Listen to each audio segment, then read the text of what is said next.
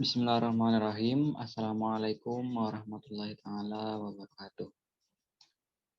Sebelumnya perkenalkan nama saya Anton Saputro, NIM 143 dari kelas 6D. Pada video kali ini saya akan mereview jurnal yang berjudul Pengaruh Model Pembelajaran Inquiry Terbimbing terhadap Kemampuan Berpikir Kritis Siswa SMA.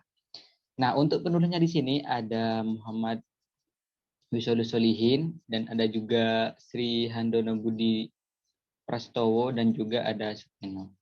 Untuk lembaga penulisnya sendiri itu yaitu dari Universitas Jember. Sedangkan untuk tanggal terbitnya itu terbit pada tanggal 3 September pada tahun 2018.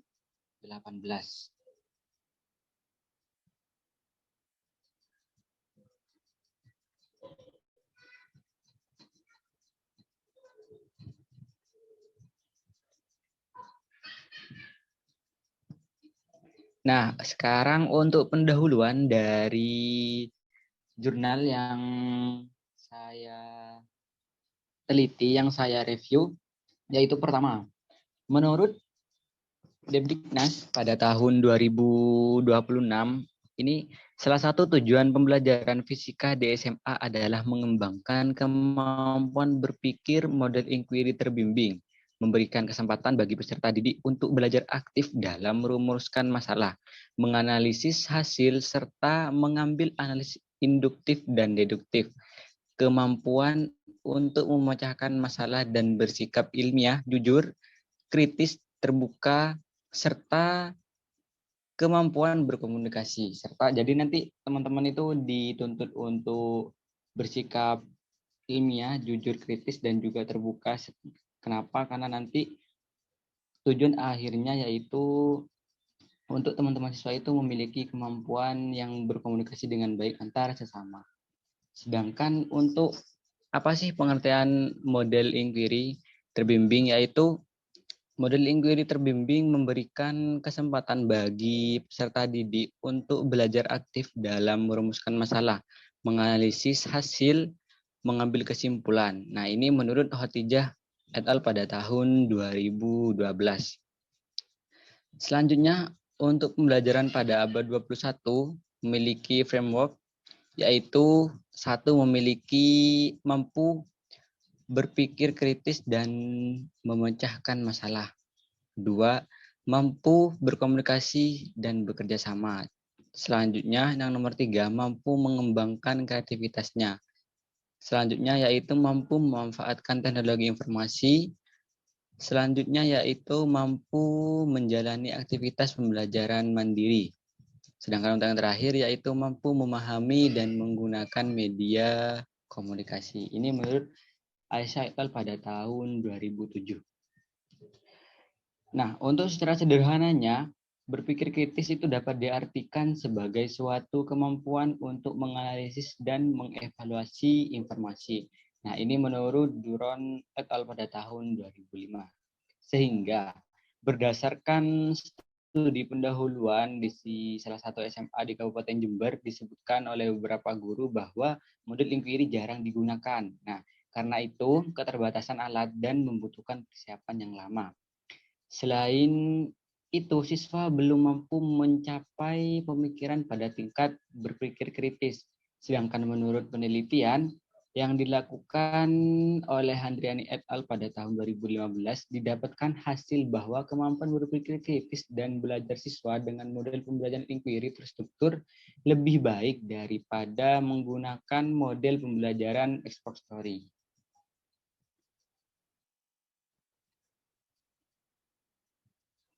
Nah, sehingga dari uraian di atas tersebut, maka penelitian ini melakukan penelitian dengan tujuan untuk mengetahui pengaruh model pembelajaran inquiry terbimbing terhadap kemampuan berpikir kritis siswa SMA.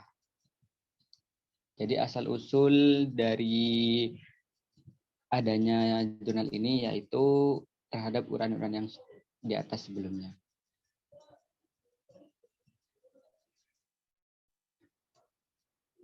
Sedangkan untuk metode penelitian yang diambil pada jurnal kali ini, yaitu penelitian ini merupakan penelitian quasi experiment.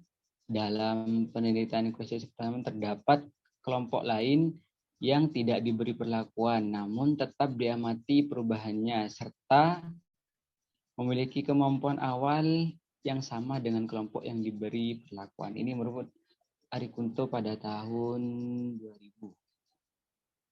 Untuk desain penelitian pada penelitian ini yaitu post-test only control group design. Sedangkan untuk metode penentuan sampelnya, untuk menentukan kelas eksperimen dan kelas kontrol dilakukan dengan metode cluster random sampling.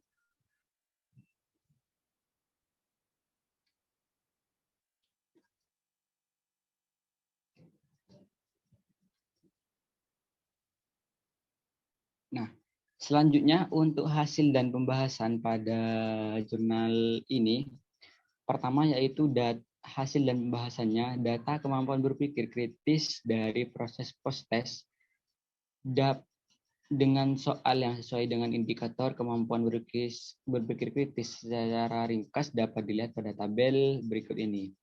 Di mana di sini tabelnya untuk kelas eksperimen jumlah siswanya ada 34, sedangkan untuk skor tertingginya yaitu 95, skor terendahnya 54, dengan jumlah rata-rata yaitu 67.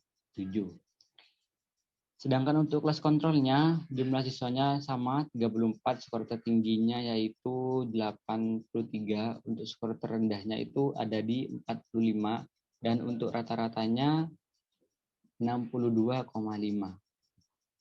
Berdasarkan tabel 3 tersebut dapat kita lihat bahwa nilai rata-rata post-test kelas eksperimen lebih besar daripada kelas kontrol. Namun hasil ini tidak dapat disimpulkan terlebih dahulu. Apakah hasil tersebut berpengaruh atau tidak? Untuk mengetahui berpengaruh atau tidaknya model pembelajaran Inggris terbimbing terhadap kemampuan berpikir kritis siswa, maka perlu dilakukan analisis uji statistik.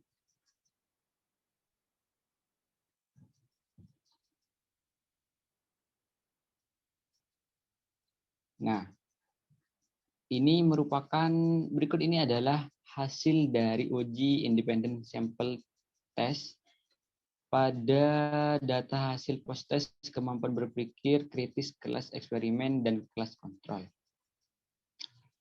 Di sini dapat kita lihat bahwasanya berdasarkan uji statistik tadi, menggunakan independent sample t-test pada tabel 4 di atas terdapat 2 kolom yang harus diperhatikan terlebih dahulu, yaitu kolom Levens test control equality of variance dan test control equality of mean. Di mana Levens test for equality of variance digunakan untuk menguji homogenitas.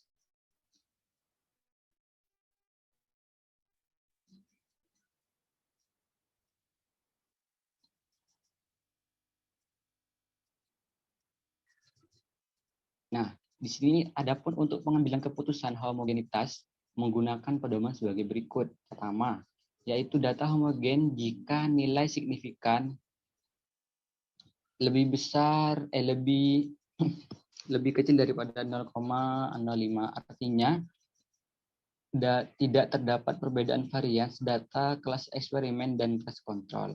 Kedua, data tidak homogen jika nilai signifikasi lebih dari 0,05, artinya terdapat perbedaan varians data kelas eksperimen dan kelas kontrol.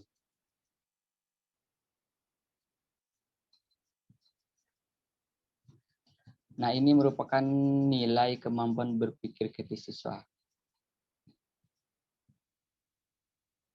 Untuk penjelasannya ada di slide berikutnya. Bisa kita lihat.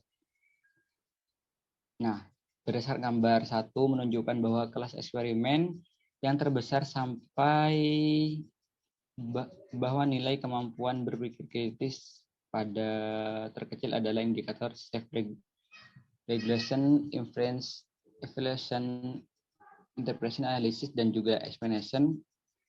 Sedangkan pada kelas kontrol, nilai yang terbesar sampai terkecil adalah pada indikator self-regulation, evaluation, inference, analysis, explanation, dan juga interpretation.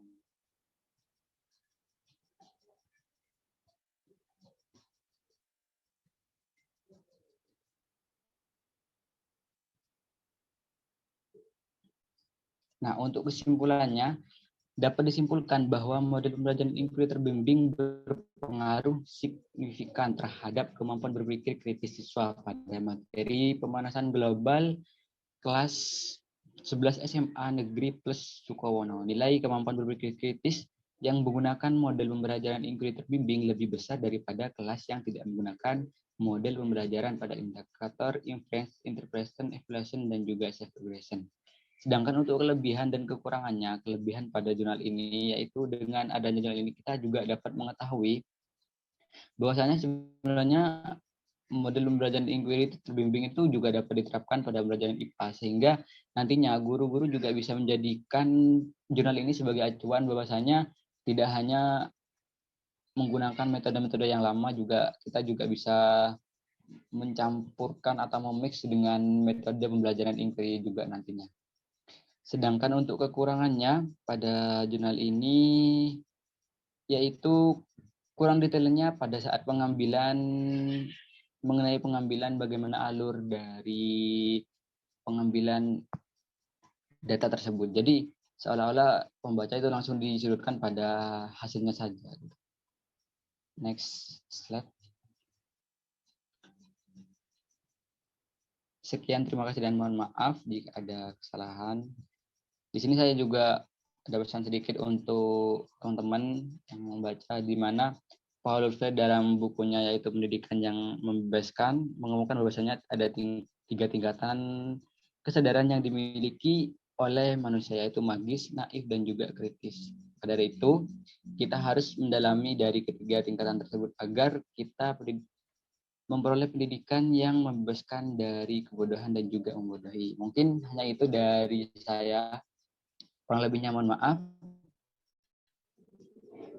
Wallahul muwaffiq ila aqwamit thoriq. Wassalamualaikum warahmatullahi wabarakatuh.